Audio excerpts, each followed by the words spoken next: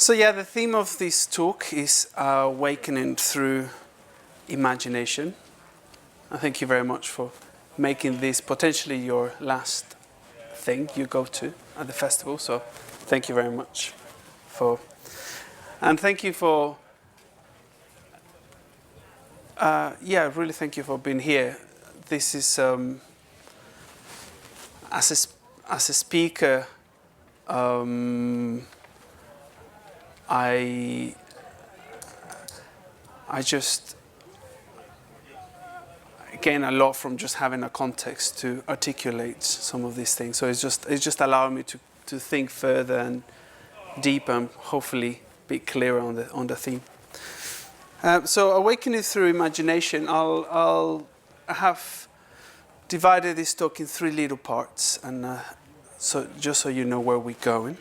So I want to talk about imagination as a faculty we have, as the first section. The second section is imagination as what we are. And thirdly, imagination as a path to awakening. So, firstly, I guess I want to say what I do not mean by imagination.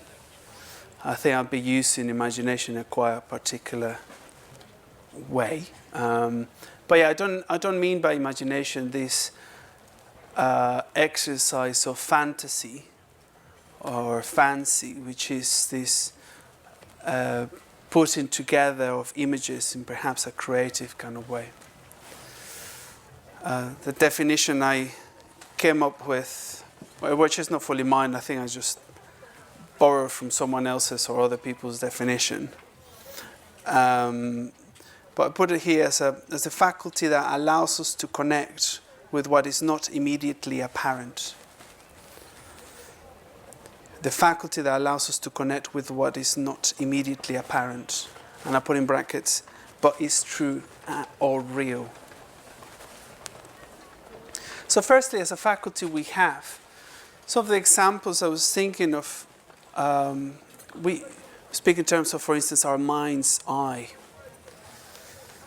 And you can, if you can close your body eyes or relax them a bit and bring to your awareness people, perhaps, friends, family members. In my case, I bring, for instance, my sister, who's currently fighting cancer. That's popped into my mind. Could bring to your mind's eye a place, maybe where you're going after here. Experiences that you've had during the festival, moments.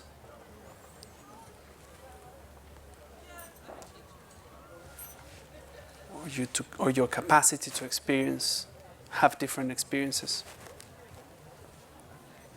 Or memories, recollecting stuff. So it's in this sense that imagination is this faculty to allow us to connect to what is not immediately apparent. And this immediately apparent, what I mean is what is not immediately part of your senses. So but it's real and it's true. My sister does exist.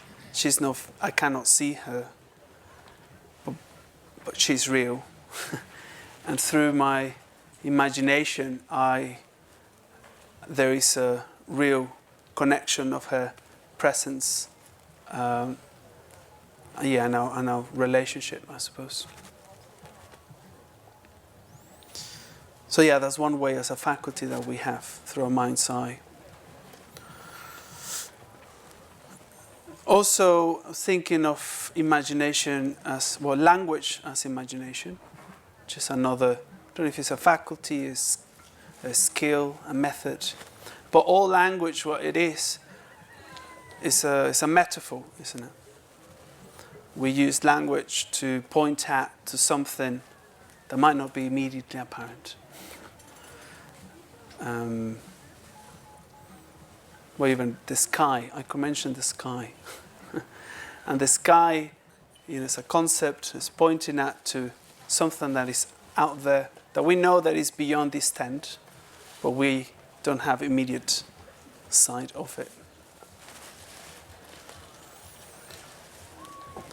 So yeah, imagine the language is also quite, by its nature, if you want, imaginative.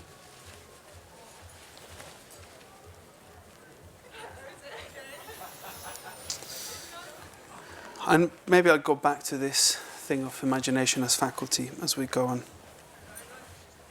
But just to move on to the next little section of imagination as what we are, because I think this is potentially a bit harder to get our heads around, I suppose, or to accept, or to reflect on, I suppose. I do not expect you to accept what I say in the terms I say. I'd invite you to explore that.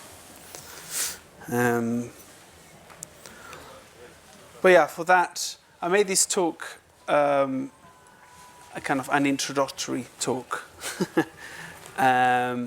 So you may not know anything about Buddhism, and I want you to leave with a sense of what Buddhism is about and what the Buddha said, and also what is awakening. So yeah, I shall remember to do that. And for that, some of the verses I've been studying with a few people earlier in the festival are from this book of it's called the Dhammapada.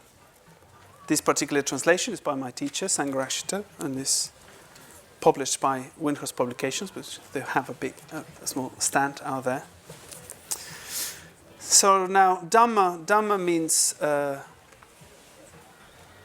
same as Dharma. So just drop the R. One is Pali, one is Sanskrit, or it doesn't matter. And often has 3 meanings. One meaning is truth. Another meaning is the path of truth, as articulated by the Buddha. And the other is phenomena or things. And you can hopefully see how these 3 translations can be connected. There is phenomena, and that is truth. Also is the path by practicing the truth, you align yourself to truth. So it's the path to awakening in that sense. It's by, aligning your mind, your actions, your thoughts to the truth, that you come to truth itself. That in a way there is no, almost the path itself is the goal. Yeah, and I'll say that now. Buddha means awakened, the awakened one. So as a Buddhist, what I aspire to is to awake and see things as they are, and as a consequence of that, to free myself from suffering, from the suffering that is brought about by being in discord, in disharmony with how things are. So I just wanted to read you a couple of verses. Well, now I'm a bit worried of opening the Dhammapada, because I could just talk about just this for a few hours and lose track of imagination. But hopefully I won't divert myself too far. So yeah, the first 2 verses are: experiences are preceded by mind, led by mind, and produced by mind. If one speaks or acts with an impure mind, suffering follows, even as the cart wheel follows the hoof of the ox drawing the cart. Experiences are preceded by mind, led by mind, and produced by mind. If one speaks or acts with a pure mind, happiness follows, like a shadow that never departs. That's right. Well, I wanted to read these verses. One reason was to bring what the Buddha said into the tent, into the talk. But I wanted to bring it to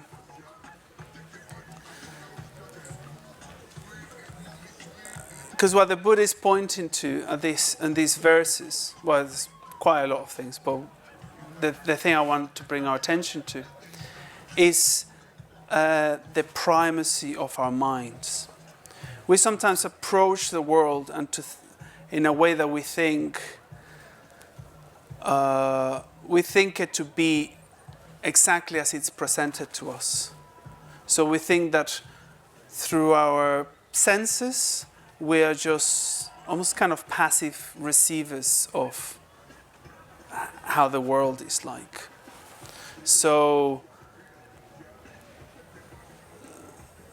we take it as face value, I suppose. And what he's saying is that with our minds we are actually we are coloring the world, the world as we perceive it. I have these little quotes from Ian McGilchrist, a philosopher I quite like, which says, what we attend to and how we attend to it changes it and it changes us. What we attend to and how we attend to it, it changes it and it changes us. So yeah, there is... Yeah, so how we wake up in the morning, if we're tired and hungry, we are likely to experience the world as a bit more hostile and just hard to navigate. And you might have experienced that in the festival. You've had a cold, wet night. Morning is just hard. You've had good food, a good workshop. You come out and people just look lovely. Yeah. And sometimes we fail to see that in a way we are. Yeah, the perception is not a passive, given act in a way. It's almost an imaginative act.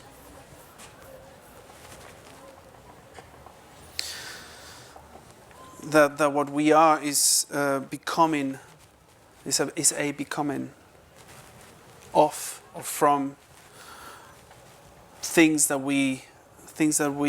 have happened to us, things that we've put ourselves into. From a physical way, I suppose we are what we've eaten. I've had a lot of food and little exercise over lockdown, which made me grow physically as a human being. So I am all those snacks of crackers and hummus and so yeah, all these kind of physical elements. There's some aspects of, there's behavioral genetics. There's some of my mannerisms that I've inherited from my ancestors. There's cultural conditioning. There's some sets of values that I've culturally inherited. As a Mexican and from an ex-Catholic country, also that was quite clear in entering a Buddhist context. There were some reactions or understandings that were definitely coloured by my upbringing. And there's also deep habits of consciousness. These deep formations of mind, deep habits of being attracted to certain thoughts or believing some thoughts or believing to be a set of thoughts.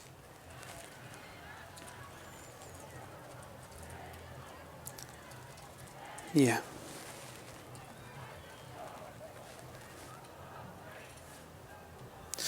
So what the Buddha is also pointing to, well, one of the things I like of taking, I think there's of value of seeing ourselves as imagination. What I guess I'm trying to evoke, or I'm trying to be in connection with at this point, is that I am not a fixed self. I am not I'm not only, I suppose, how I appear to be. I don't take myself as face value and just to be that, I suppose. To not reduce myself to a particular way of being. But it's more this, something a lot more fluid, less static. Yeah, and I'm having trouble to articulate this, but there's something of engaging with myself, of me as imagination, as being something that is that are mostly things that are not immediately apparent to myself. I'm not immediate. My culture, my elements, my deep habits of consciousness. I'm not. They are not immediately apparent to me. I'm not immediately aware of them, but I am that.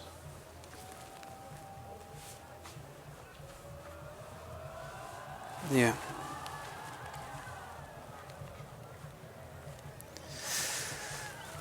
And we need to kind of understand as much as we can, in as much subtle nuances, all those things, our elements, our conditionings, our deep habits of consciousness, because it's through and by understanding how are we coloring our experience, how are we bringing to the world, how are we attending to, and what do we choose to attend to, is that we can make corrective adjustments towards awakening. I guess what I mean by this, I feel like a lot of my experience of Buddhism for the last almost 2 decades is has helped me to articulate aspects of what it seems to be real in the universe. Helps me to articulate aspects of how I appear to work and what my experience is. Helped me to therefore to notice how is that I am coloring and distorting the world. So in these verses that I read, the second part, the first part of these verses were experiences are preceded by mind, led by mind, and produced by mind. And with that, I just bring in that kind of how the primacy of our faculty, our mind, our imagination, how's that coming into being, how primal they are in a way, how essential, core they are. But the second part, when it says, if you act with an impure mind, suffering follows. If you act with a pure mind, happiness follows. So what is purities and what are impurities? Impurities traditionally are greed, hatred, and delusion. Greed, this pulling the desire of what we want, something that is out there that we want to be part of, or something like that. Hatred is something that is near us that we do not want. We want to even destroy, annihilate. And ignorance is this, perhaps just ignoring how things are. Perhaps ignoring our own conditions, ignoring our own state in the morning, not wanting to go there, or just are actively distorting, really expecting the unexpectable, really expecting satisfaction for something that cannot ultimately satisfy us, to expect reliability for something that just cannot give us that security. That is things, situations, people, experiences.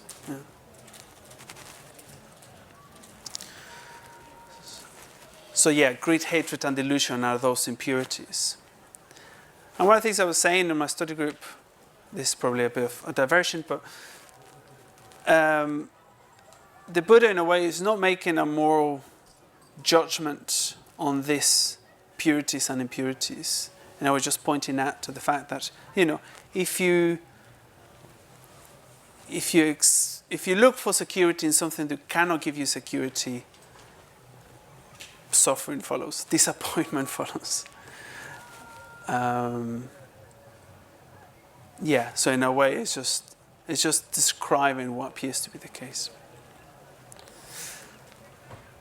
But a pure mind is something that is aligned to, in one side, if you had greed, hatred, and delusion, and the other you have metta or love, wisdom, awareness.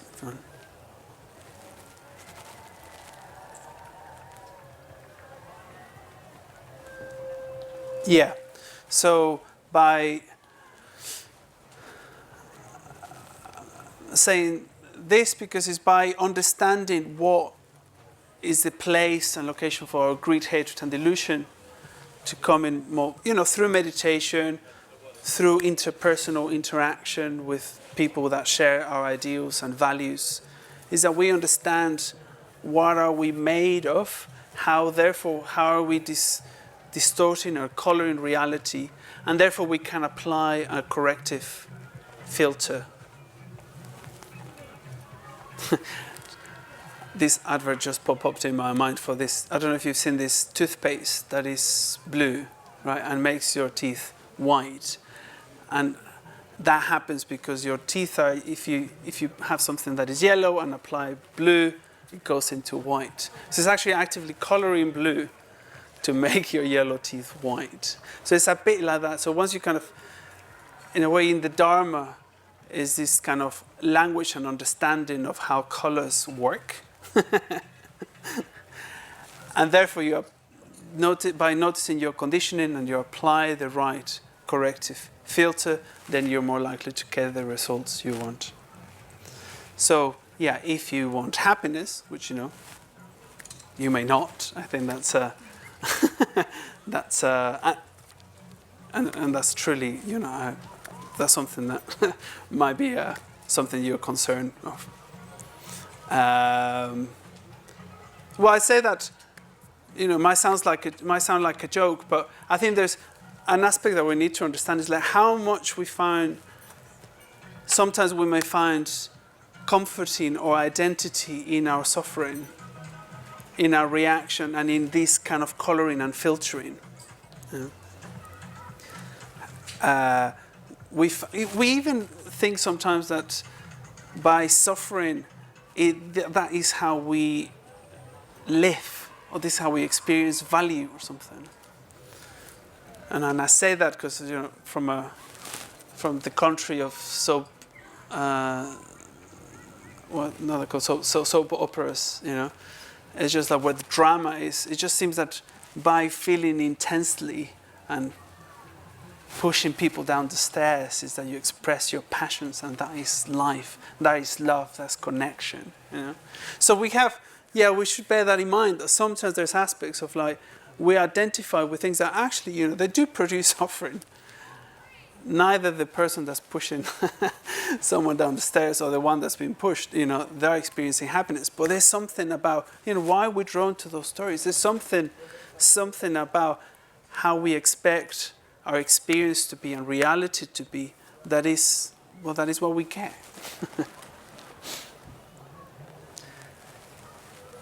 I'm completely, there's a diversion from this, but just as a corrective comment on that, because someone on our study group said they felt kind of quite unattractive. It was something very unattractive of the equanimity of the Buddha.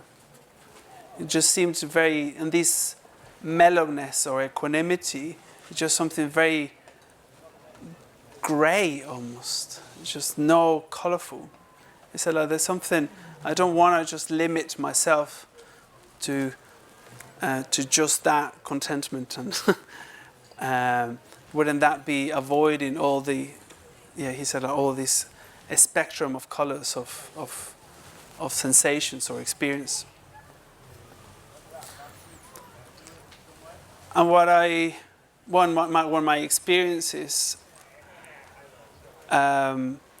it's more like sometimes these habits, these way of beings are like walls that imprison us into a particular way of being, which they are quite close to, they're quite solid, and even though they're quite clear and solid and limiting, are also quite familiar and comforting.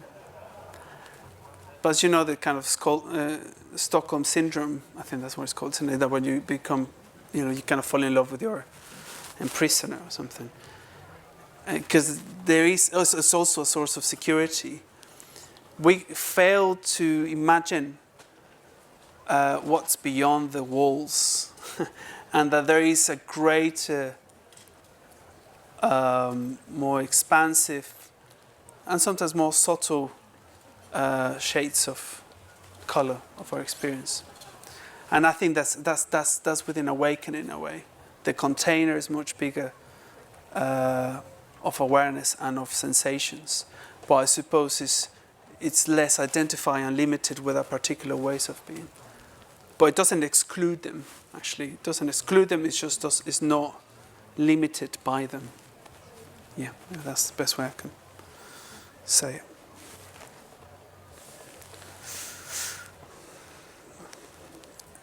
Okay, let's move to the last bit, imagination as a path.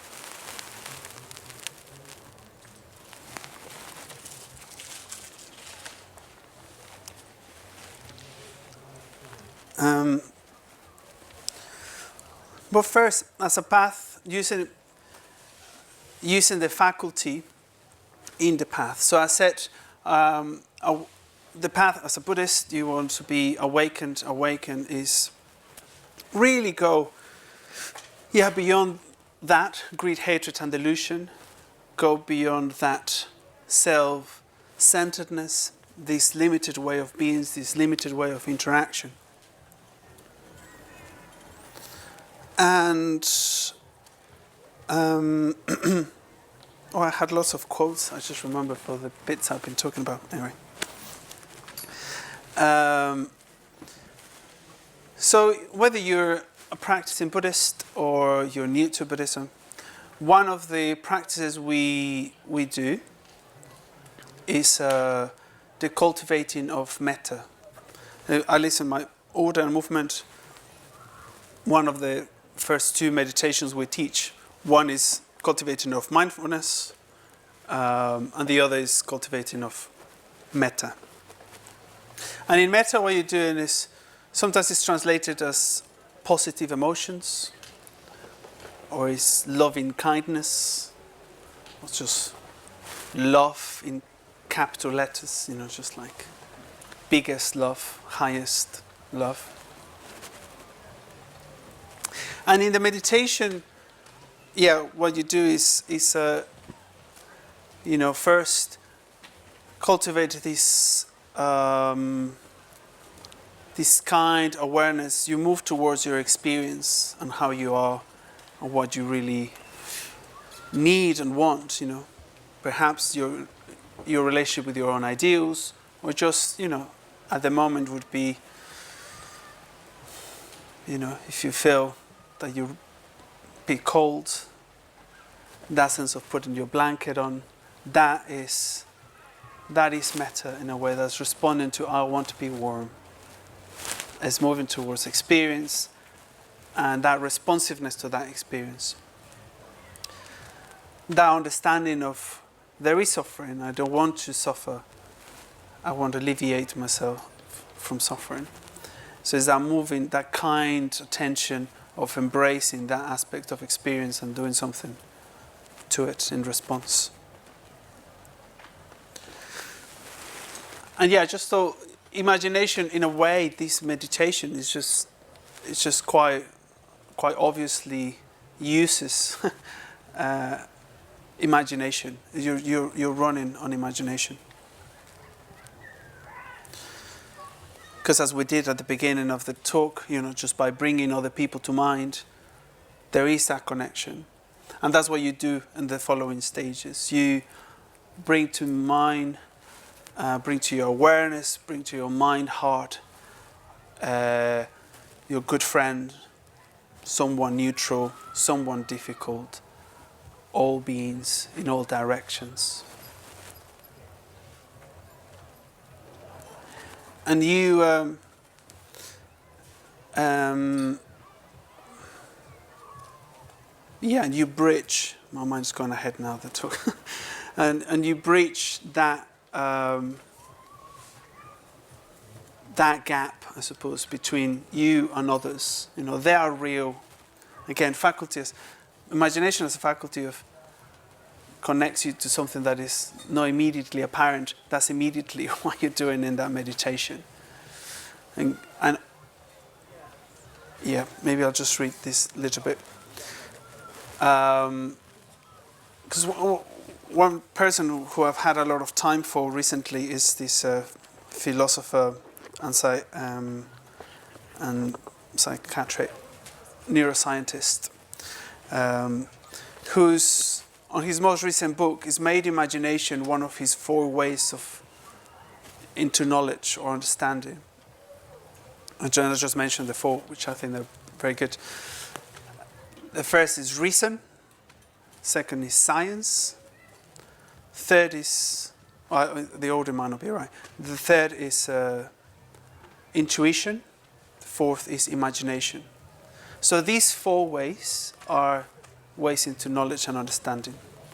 And I could talk about this for a while, but I will not. I just want to read this bit, which I think is relevant for metta and in this kind of what you do in that practice. Because he says, in fact, imitation is imagination's most powerful path into whatever is other than ourselves. And here, imitation is, I'm understanding it to making a reference to how you go about developing empathy by imitation. Yeah, we could maybe say empathic exercising.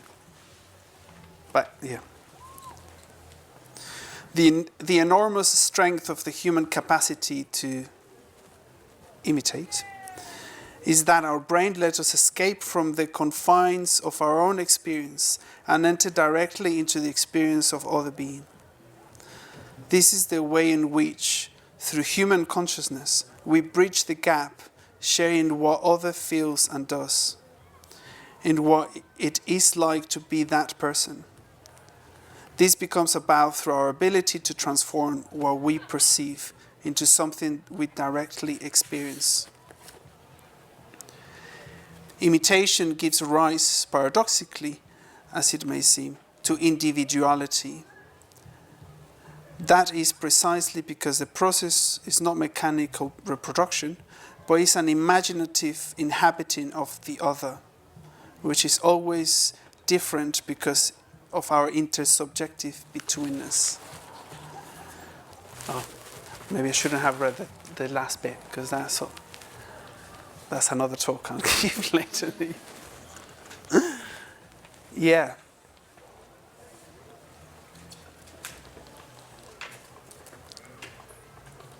Yeah, so I suppose as a Buddhist and as a potential Buddha, if you want, as a potential fully awakened, you have to constantly engage with something that is yet, you have a potentiality, but it is still beyond ultimately beyond ourselves.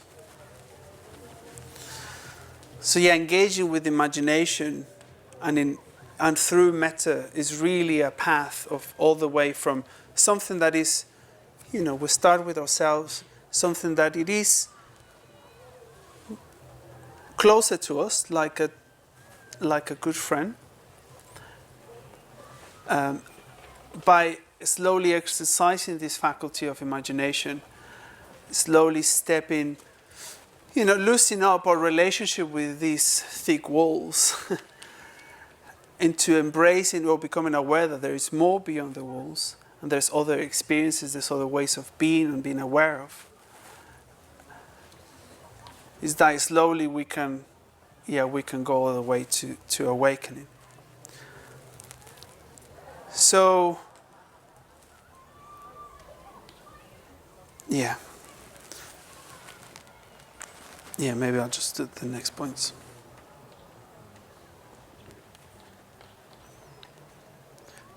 But yeah, I guess I want to bring the fact that also like awakening is something completely different as well than what we are, but there is a continuity and an expansion from what we are. And it might look completely different and it might require complete transformation, but that there is a true path to that. Thinking of like, a seed and a fully formed tree. There is a complete, that seed just like to break the barriers and grow towards light, and the seed and the tree look completely different. But yeah, somehow it's just being in a relationship with those two. Well, it might be more than just two in a way, but anyway. Anyway, so that's in this imagination as a path is how we can use this as a faculty in our practice and in our lives towards awakening. And in practices like metta or whatever, study interpersonal relationships. The second of three that I've noted down today is Shraddha, or sometimes translated as faith. My teacher Sanghadhara talks in terms of what is ultimate in ourselves connecting with what is ultimate in the universe. So there's these Shraddha responses, these faith responses, in this way of responsiveness to that which is ultimate. Not faith in a blind way. Faith in a way that, very much like imagination, it is connecting us to what is beyond. And here Einstein said, knowledge is limited. Imagination encircles the world. So, and it's in and with imagination that we can, see reality in different levels, different ways. So notice and take seriously your Shraddha responses. You might have had some during the festival, in an interaction, at a talk, in a ritual, just by engaging with nature, perhaps. Yeah, and lastly of this imagination as path, to really take seriously as well this, I put here, bodhisattvas, body awakening sattvas beings. So there is these images of awakening that are very much that, images of awakening. They are just like language. They are pointers to something that it is real and is beyond our immediate, what is immediately apparent. But they take this form. So they are not this form. Tara, it's not that form. But it's something of Tara that's trying to, in its attempt, in compassion, trying to be embodied, takes that image. We have Avalokiteshvara up there, which is this 1,000-armed, 11-headed figure, And this is an image of compassion, this body of awakening, this aspect of awakening, which is compassion.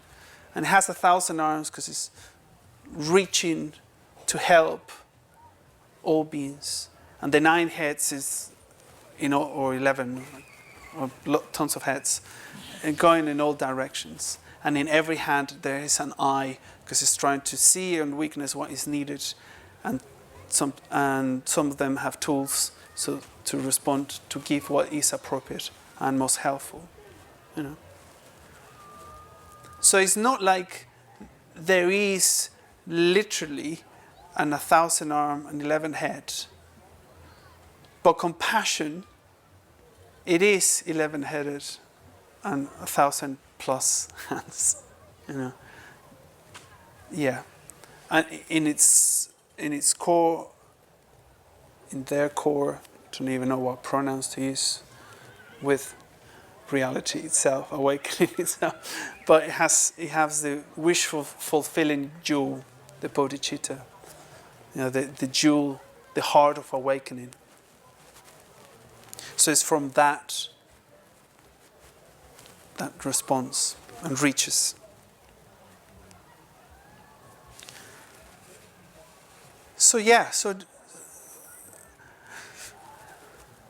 And let as well awakening to itself to be reimagined in a way that is useful, in a way that is more comprehensible to your own conditioning.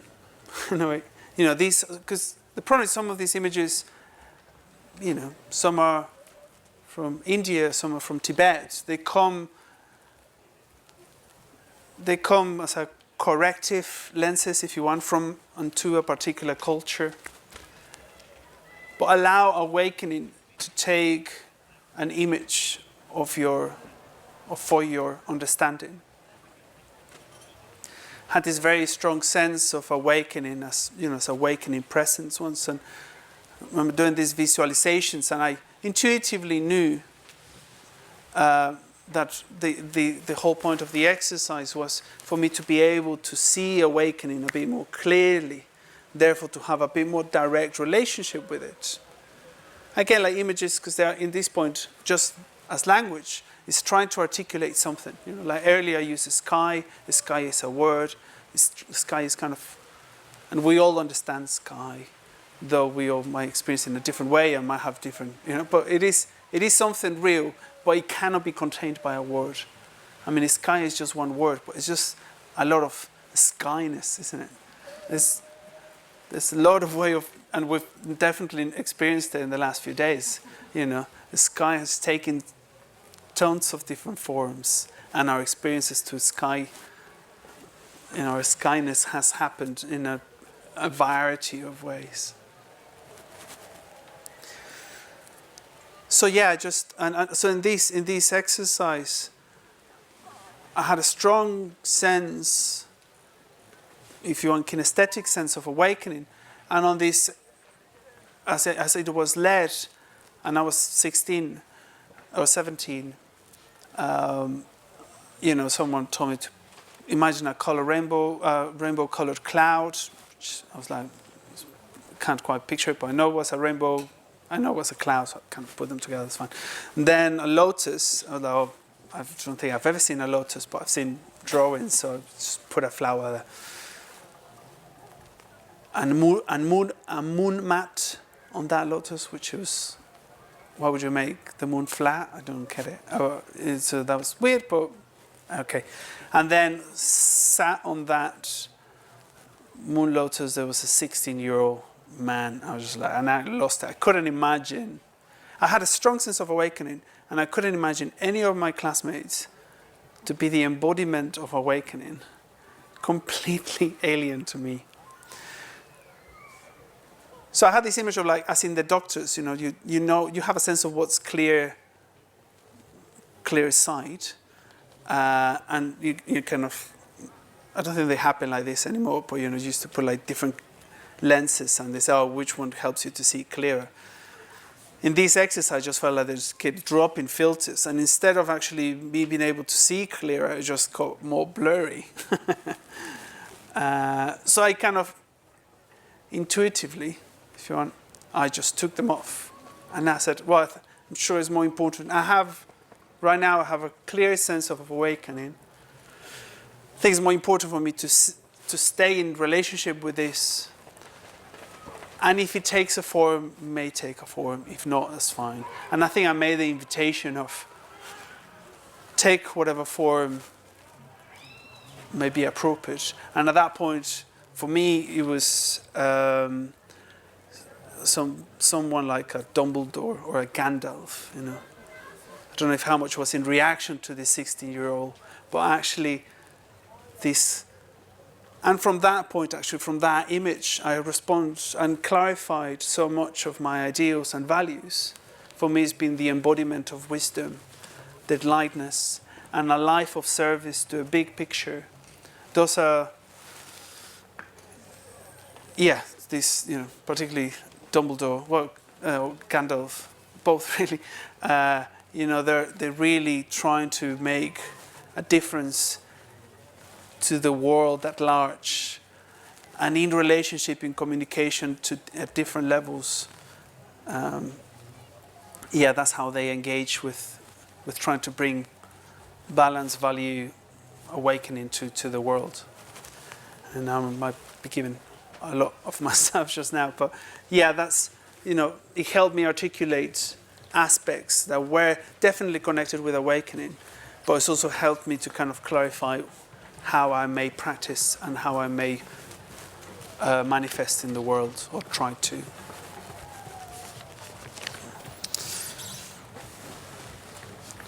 So I'll just finish with a few quotes that I didn't read. So I don't know how to finish, and I'll probably have a lot more to say.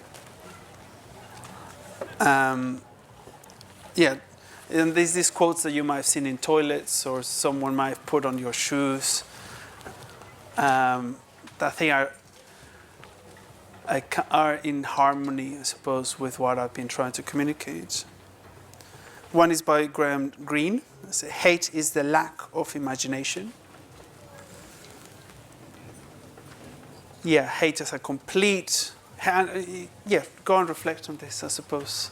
And how hatred comes about into seeing an object, a person, a situation, and take a face value and responding with aversion, and in our complete inability, at least at that moment, to see that person's needs and values and where they come from, etc. Comes about through the lack of empathy and understanding. You might be able to see that more easily in other people hating other people more than your own. But you can see what do they don't see how the suffering they're causing themselves and others, that they have a lot more in common than not. Sanghadhara, my teacher, imagination is the faculty of self-transcendence. And again, if you want to grow in any direction, you need to have a sense of something other than yourself and your way of being. And seeing how flexible and limiting your current version is, and seeing a path, from seed to tree, I suppose. Lastly, not particularly, because it might be the best one to finish off, but by Subhuti, one fellow order member, much senior than me here. Imagination is the vehicle of the Dharma life. if we are to follow the path, we must recognize, develop, and even become imagination. Become that what we imagine. Become that 1,000-armed, 11-headed, or that Dumbledore kind of awakened being.